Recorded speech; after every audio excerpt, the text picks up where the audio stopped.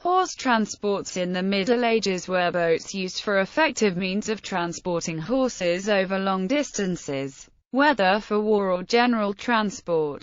They can be found from the early Middle Ages, in Celtic, Germanic and Mediterranean traditions. Military shipment of horses. The Mediterranean world. The Romans had developed efficient methods of sea transport for horses, which were improved by the Arabic nations in the early Middle Ages. These transports became common in Europe from the 10th century. Horse transports could be powered by oars or, sometimes, by sail. The oared tarida was able to be loaded and unloaded directly on a beach, using oars as loading ramps. In 1174 an Italo-Norman force attacked Alexandria with 1,500 horses transported on 36 tarides. Detailed specifications for 13th century tarides exist, showing they could carry 20 to 30 horses. In Angevin tarides, horses were stalled in threes, supported by canvas slings.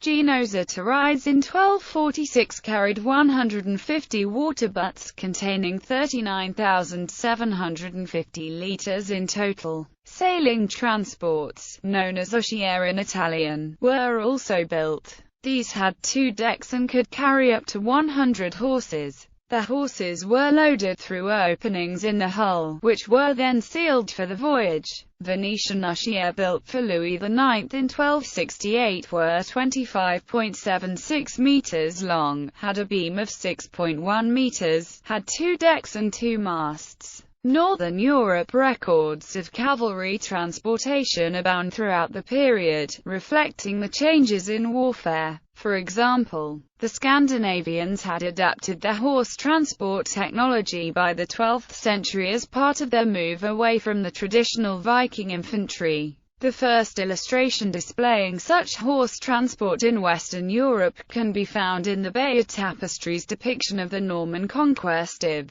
England. This particular military venture required the transfer of over 2,000 horses from Normandy. The small size of many transport vessels available and the need to carry fodder and water on all but the shortest journeys restricted the number of horses that could be carried. Records from the 13th century show a range from 8 to 20 horses. In 1303 ships transporting horses between Scotland and Ireland carried between 10 and 32 animals. Adapting a ship for horse transportation required the installation of stalls of wood or hurdles. Detailed records of the fitting of an English fleet of 1340 show the creation of 418 hurdles, 413 iron rings and staples, canvas mangers and the creation of 4 gangways for loading 30 feet long by 5 wide. Similar records from 1338 show 47 ships were equipped with 134 tons to carry water for horses.